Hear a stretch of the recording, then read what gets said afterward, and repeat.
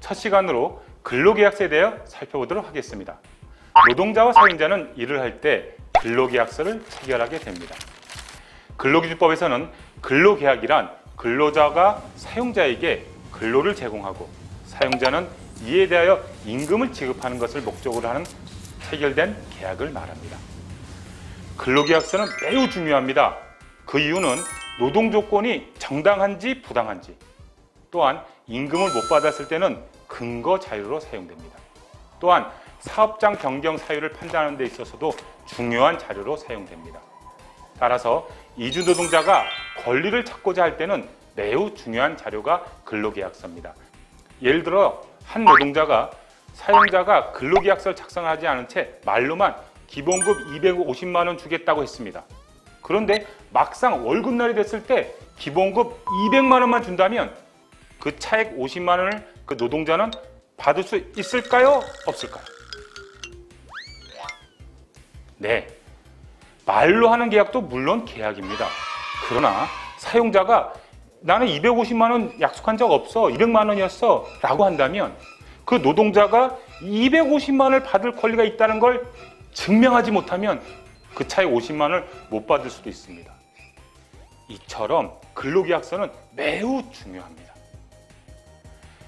EPS 이주 노동자들은 고용노동부의 표준근로계약서라는 양식으로 근로계약서를 체결하는데 계약서 내용은 다음과 같습니다.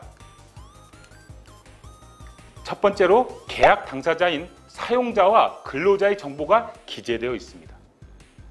첫 번째로 근로계약기간, 두 번째로 근로장소, 세 번째로 업무 내용, 네 번째로 근로시간, 다섯 번째로 휴게시간, 여섯 번째로 휴일, 일곱 번째로 임금, 여덟 번째로 임금 지급일, 아홉 번째로 지급 방법, 열 번째로 숙식 제공에 관한 규정, 11번째로 이 표준근로계약서에 없는 내용들은 근로기준법에 준용된다는 준용 규정이 있습니다. 이처럼 중요한 내용들이 표준근로계약서에 있습니다. 자, 그러면 하나하나가 참으로 중요한 내용이니까 앞으로 하나씩 살펴보도록 하겠습니다. 이처럼 중요한 근로계약서에 대하여 우리의 권리를 한번 OX 문제로 풀어볼까요? 1번, 근로계약서를 작성하지 않으면 노동자도 처벌받는다. OX, 여러분은 어떻게 하겠습니까? 네, 정답은 X입니다. 노동자는 처벌받지 않습니다. 다만 사용자만 500만 원 이하의 벌금을 처벌받습니다. 이처럼 근로계약서는 사업주가 작성 의무를 부여하고 있습니다. 두 번째입니다. EPS 이주 노동자들은 반드시 고용노동부의 표준근로계약서를 양식으로 근로계약을 작성해야 한다. OX. 네, O입니다. EPS 노동자들은 반드시 고용노동부의 표준근로계약서 양식에 따라 작성해야 됩니다. 그렇지 않으면 이 또한 사업주에게 500만 원 이하의 과태료가 부과됩니다. 그럼 세 번째 문제를 내겠습니다. 노동자가 근로계약서를 요구하지 않으면 사업주는 노동자에게 근로계약서를 주지 않아도 된다. OX. 네, X입니다. 노동자가 근로계약서를 달라는 요청이 없더라도 사용자는 반드시 그 노동자에게 근로계약서를 주어야 합니다. 그렇지 않으면 처벌을 받습니다. 네 번째로, 임금이나 일하는 시간이 변경되면 근로계약서를 새롭게 작성 및 교부하여야 한다? OX. 네, O입니다. EPS 이주 노동자든 미등록 노동자든 사용자는 임금, 근로시간, 휴일, 연차유급휴가, 취업 장소와 업무 등이 변경될 때는 반드시 한부를 작성해서 노동자에게 주어야 합니다.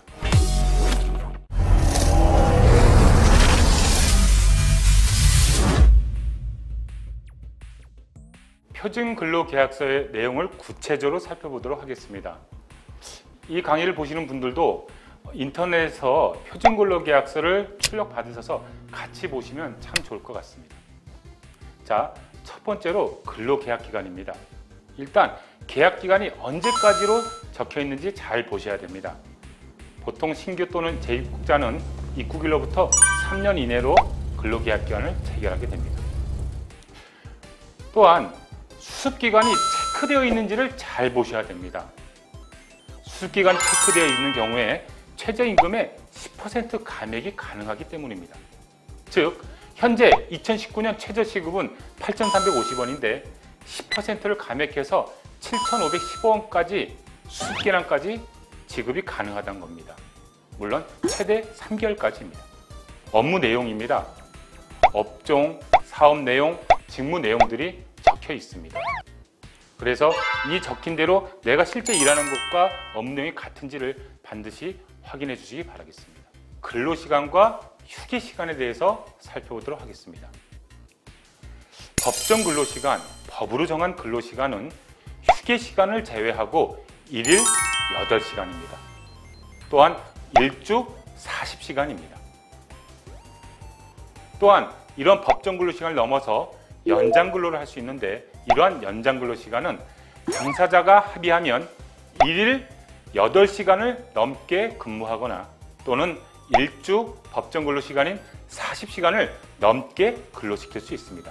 물론 연장 근로수당은 통상임금의 50% 이상을 가산하여 지급하여야 합니다.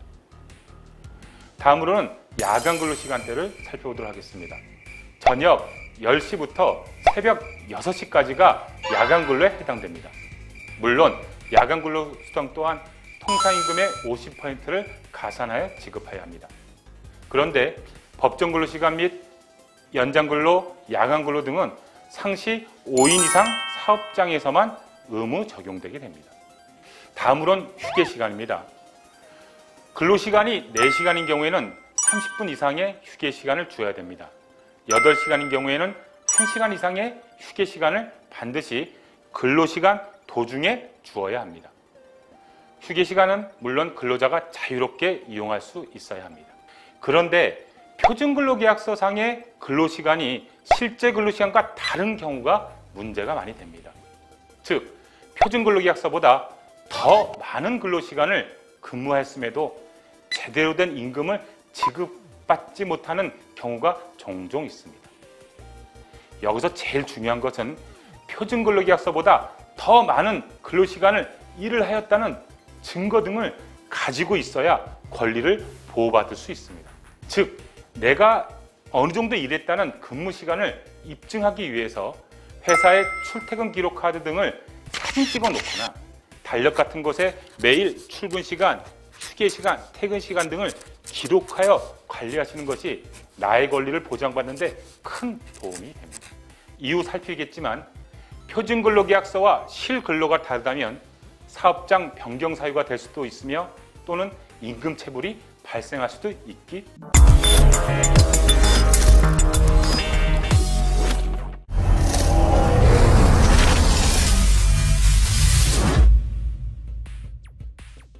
자, 표준근로계약서의 내용에 있는 휴일에 대하여 살펴보도록 하겠습니다. 휴일에는 법정휴일과 약정휴일이 있습니다. 법정휴일은 법으로 정한 휴일, 노동자 누구든지 혜택을 받는 휴일을 얘기합니다. 약정휴일은 사용자가 노동자와 약속으로 정한 휴일을 얘기합니다. 2019년 현재 법정휴일은 두 가지입니다. 주휴일과 노동절이 있습니다. 사용자는 일주에 일하기로 한 날에 근무를 다한 근로자에게 일주에 평균 1회 이상의 유급휴일을 보장해야 하며 이를 보통 주휴일이라고 합니다. 월요일부터 금요일까지 근무하는 노동자인 경우에 특별한 규정이 없으면 보통 일요일이 유급휴일인 주일이 됩니다. 즉, 일요일은 일을 하지 않아도 임금을 지급받는데 보통 월급제는 별도의 주휴수당이 있는 것이 아니라 월급에 다 포함되어 있습니다. 쉽게 얘기해서 2019년이 최저시급이 8,350원인데 월급에 포함돼서 계산되면 174만 5,150원이 해당됩니다. 자, 두 번째로는 5월 1일 맞습니다. 바로 노동절이 유급휴일입니다. 그런데 달력상의 빨간 날 공휴일은 법정휴일일까요? 현재 법으로는 법정휴일로 제정되었지만 아직 노동자들에겐 적용되지 않습니다. 사업장 규모에 따라 2020년 1월 1일서부터 순차적으로 적용됩니다. 다음은 약정휴일인데요. 이는 법적 의무는 아니지만 사용자와 근로자가 근로계약서나 취업규칙 등의 쉬기로 한 약정한 휴일을 말합니다. 즉, 회사 규정에 따라 공휴일이 현재도 유급휴일로 규정된 회사들도 많습니다. 참고로 이러한 유급휴일에 근무를 하면 사용자는 휴일 근로수당을 가산하여 지급해야 됩니다. 그런데 이러한 휴일 근로수당은 상시 근로자 5인 이상 사업장에만 의무 적용됩니다. 다음으로는 연차 휴가에 대해서 알아보도록 하겠습니다. 노동자가 회사에 최초 입사 시 1개월 개근할 때마다 하루의 연차 유급 휴가가 주어집니다. 또한 1년을 80% 이상 출근을 하면 15일의 연차 유급 휴가가 주어집니다. 만약 1년을 근무하게 되면 한 달 근무할 때마다 생기는 하루씩과 1년 일하러 15일 발생된 걸 합쳐서 26일이 발생됩니다. 그런데 그 다음에서부터는 다시 15일이 발생되게 됩니다. 정리를 하게 되면 최초 입사에서부터 1년 되기 전까지는 하루에 한 달씩 생기며 1년이 됐을 때 15일이 발생돼서 26일이 발생되고 2년을 초과할 때는 다시 15일, 3년째는 16일 그런 식으로 가산돼서 연차 수당이 발생되게 됩니다. 그런데 이러한 연차 유급 휴가 또한 상시 근로자가 5인 이상 사업장에만 법적으로 보장되는 유급 휴가입니다. 보통 사업장에서 여름 휴가를 주말, 즉 토요일을 포함해 주는 경우가 많은데 보통 주말은 연차 휴가 일수에서 포함되지 않습니다. 따라서 매년 연차 유급 휴가 등을 달력 같은 데 기재하셔서 만약 내가 사용하지 못한 연차 유급 휴가가 있다면 이는 이후에 연차 수당으로 지급받을 수 있을 것입니다.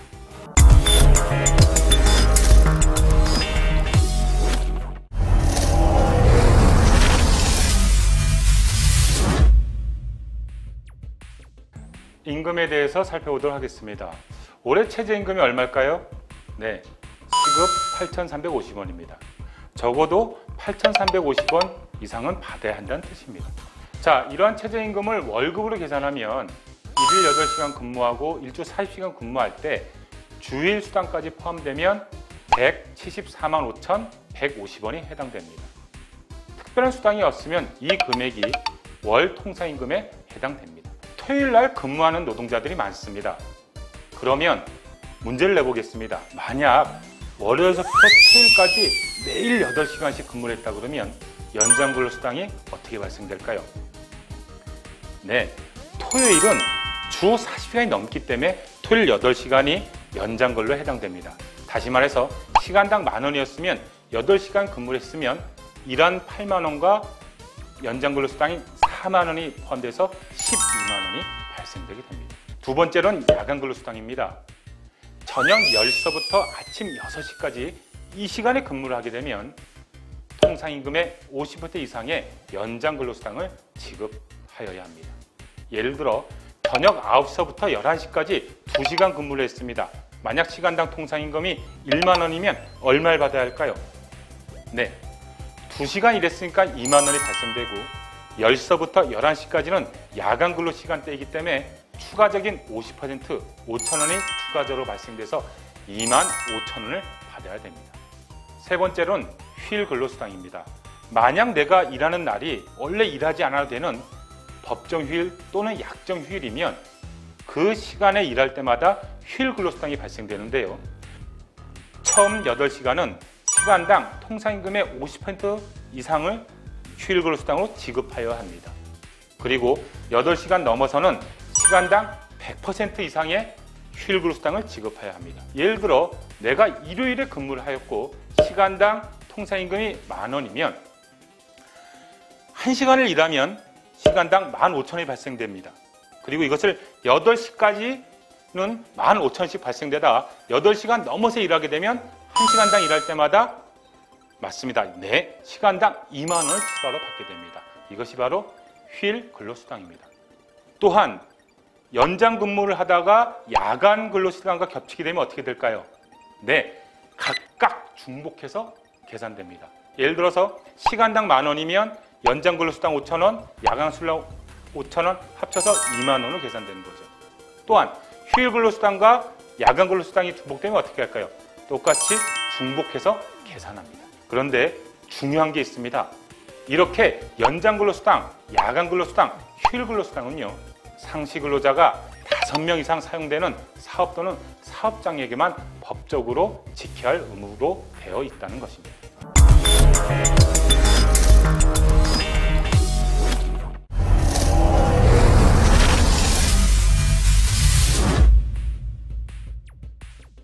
EPS 노동자들이 상당히 많이 오는 사업장 변경에 대해서 살펴보도록 하겠습니다. 여러분도 알다시피 사업장 변경은 내 마음대로 할 수 있는 것이 아니라 법에 정해진 사유가 해당됐을 때만 변경할 수 있습니다. 최초 3년간에선 3번 할 수 있고요. 계약이 연장된 1년 10개월 동안에 2번을 더 할 수 있습니다. 그런데 이것은 사업주와 당사자 합의로 3번 또는 2번을 연장할 수 있는데 그렇지 않은 경우도 있습니다. 일반적으로 외국인 근로자의 책임이 아닌 사업장 변경 사유라고 얘기합니다. 좀 더 구체적으로 살펴보겠습니다. 임금이 체불된 경우입니다. 내가 월 임금의 30% 이상의 임금을 2개월 이상 지급받지 못하거나 또는 지연 지급, 다시 말해서 표준근로계약서에 임금 지급이 정해져 있는데 그 날짜를 지키지 못하고 넘어서 지급하는 경우를 지연 지급입니다. 이 경우나 또는 내 월급의 임금의 10% 이상의 금액을 4개월 이상 지급하지 않거나 또는 지연 지급하는 경우에 사업장 변경을 할 수 있습니다. 또는 최저임금법에 미달되는 금액을 지급한 경우에는 사업장 변경을 할 수 있고 사업장 변경 횟수에 포함되지 않습니다. 그런데 신청일이 중요합니다. 임금 체불 또는 지급 지연이 종료된 날로부터 4개월이 경과되기 전에 사업장 변경 신청을 하여야 합니다. 다음으로는 사용자가 채용할 때 제시하거나 채용한 후에 일반적으로 적용하던 근로조건, 쉽게 얘기해서 표준근로계약서상의 근로조건과 임금 또는 근로시간이 20% 이상이 감축된 기간이 사업장 변경 실청일 이전 1년 동안의 2개월 이상인 경우에도 사업장 변경이 가능합니다. 세 번째로는 사용자가 채용할 때 제시하거나 채용 후에 일반적으로 적용하던 똑같이 표준근로계약서에 적혀있는 근로시간대가 우리 이주노동자의 동의 없이 2시간 이상 앞당겨지거나 또는 늦춰진 경우에는 사업장 변경 실청일 이전 1년 동안에 1개월 이상 지속된 경우에도 사업장 변경을 할 수 있고 사업장 변경 횟수에 포함되지 않습니다. 사용자는 표준근로계약서에 정한 장소 외에서 근무를 시켜서는 안 됩니다. 다른 사업장에서 일을 시킨다든가 이런 경우 불법이며 사업장 변경 사유에 해당될 수 있습니다. 예를 들어 제조업으로 들어왔는데 농업을 시킨다? 이런 경우는 불법이며 이러한 이유를 들어 사업장을 변경할 수도 있습니다. 간단하게 근로계약서상 정해져 있는 근로장소에 근무시키지 않으면 이것 또한 고용허가가 제한돼서 사업장 변경을 할 수 있는 경우에 해당됩니다. 표준근로계약서의 내용이 중요한 겁니다. 반드시 표준근로계약서상의 임금 및 임금 지급일, 근로시간 등 실제 근로와 임금을 반드시 비교해 보시기 바랍니다. 또한 이러한 신청은 이주노동자가 고용센터에 사업장 변경 신청을 할 수 있음을 반드시 알아두시기 바라겠습니다.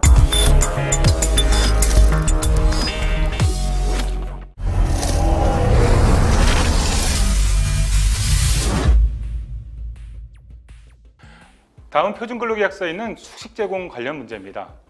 자, 많은 노동자들이 숙소와 식사를 회사로부터 제공받는 경우가 있고 또는 숙소만 제공받는 경우가 있습니다.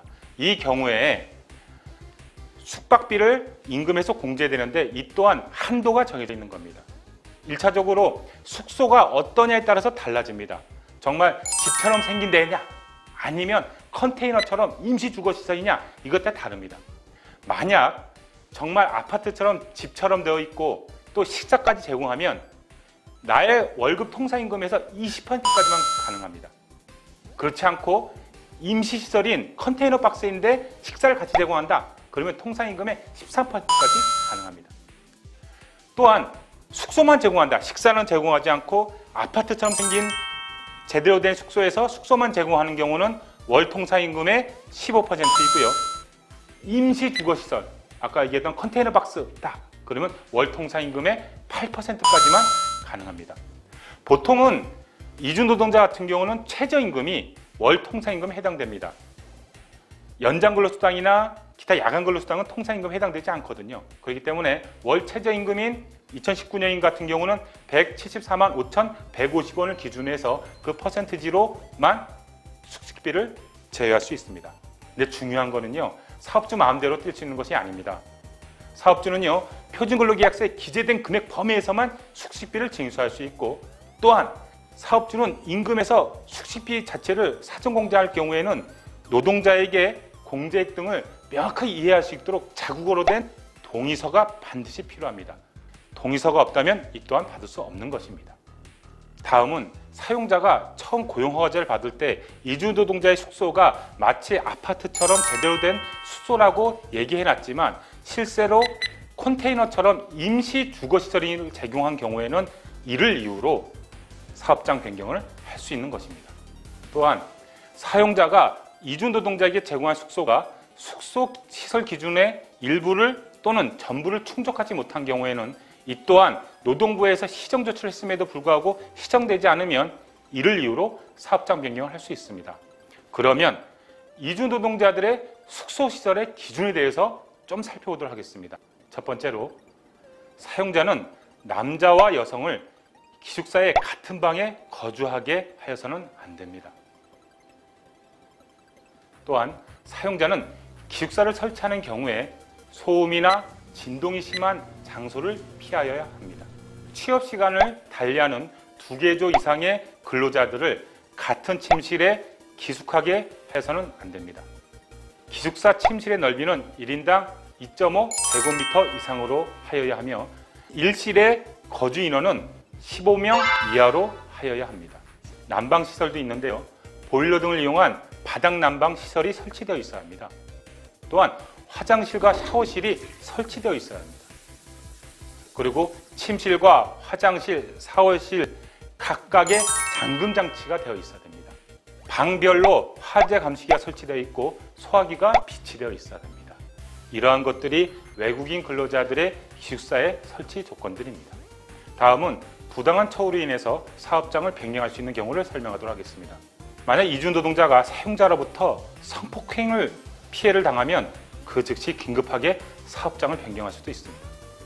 또는 이주노동자가 사용자로부터 성희롱, 성폭력, 폭행, 상습적인 폭언 등을 당해서 더 이상 그 사업장에서 일할 수 없을 때도 사업장 변경을 할 수 있습니다. 비단 사업주뿐만 아니라 사업 직장 동료 또는 사업주의 배우자 등의 친척들을 인해서 성희롱, 성폭행 또한 이 또한 사업장 변경을 할 수 있습니다. 또한 사용자로부터 국적, 종교, 성별, 신체 장애로 불합리하게 차별 대우를 받음으로써 그 사업장에 계속 일할 수 없게 되는 경우도 마찬가지로 사업장 변경을 할 수 있으며 사업장 변경 횟수에 포함되지 않습니다.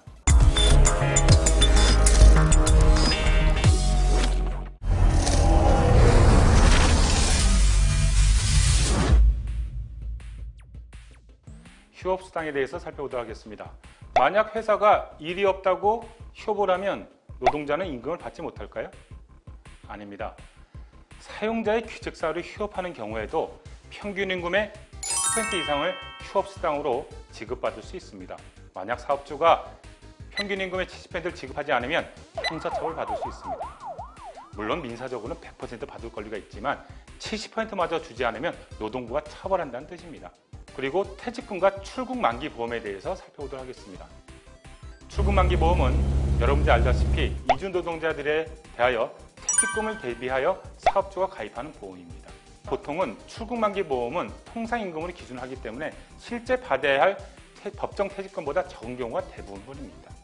따라서 출국만기 보험의 예상 수령액을 미리 확인한 후에 내가 실제로 받아야 할 법정 퇴직금의 차액들을 미리 사업주에게 청구해서 받을 수 있습니다. 출국만기 보험의 예상 수령액은요, 삼성화재의 전화를 통해서 알거나 또는 모바일 웹, 외국인 고용관리 EPS입니다. 또는 홈페이지에서 www.eps.go.kr에서 확인할 수 있습니다. 다음으로는 임금 체불과 그 해결 방안에 대해서 짤막하게 살펴보도록 하겠습니다. 1차적으로 임금 체불을 해결하기 위해서 미리미리 준비해야 될 게 있는데요. 첫 번째로 근로계약서입니다. 두 번째로는 월급 명세서를 모아두셔야 됩니다. 월급 봉투 또는 통장으로 받았으면 통장 거래 내역서들을 갖고 계셔야 됩니다. 그리고 회사의 명함들을 갖고 계신 게 좋습니다. 특히 사업주의 명함들을 갖고 있는 게 좋습니다. 그리고 내가 실제 일했던 근무 기록들, 타임카드가 있으면 타임카드를 사진 찍어놓거나 그런 것이 없으면 손수 출근 시간, 휴게 시간, 퇴근 시간들을 달력 같은 경우에 꼭 하루하루 기재된 것 또한 자료가 될 수 있습니다. 그리고 내 회사에서 일하는 상시 근로자 수가 몇 명인지를 알 수 있는 자료들도 갖고 있는 게 좋습니다. 임금이 체불되면 첫 번째로 보통 노동부에 진정을 합니다. 이는 EPS 노동뿐만 아니라 미등록 노동자들도 고용노동부를 통해서 진정을 통해 임금을 해결할 수 있습니다. 또한 EPS 노동자들은 임금 체불 보증보험에 가입되어 있기 때문에 고용노동부에서 해결되지 않으면 체불구품 확인을 발부받아서 임금 체불 보증보험, 서울보증보험으로부터 최대 200만 원까지는 임금 체불을 해결할 수도 있습니다. 또는 노동부에서 해결 안 되면 아까 얘기했던 체불구품 확인을 발부받아서 법률구조공단을 통해서 나의 체불임금을 받을 수 있습니다. 또한 소액체당금 제도라는 것이 있습니다. 현재는 최대 400만 원까지는 소액체당금 제도로서 임금 체불을 해결할 수도 있다는 것을 알아두셨으면 좋겠습니다. 다음은 노동상권에 대해서 설명하도록 하겠습니다. 헌법상 노동자는 근로조건의 향상을 위하여 단결권, 단체교섭권 및 당체행동권을 가집니다. 이주노동자도 당연히 노동조합을 건설하거나 노동조합에 가입하여 할 수 있는 노동상권이 당연히 보장됩니다.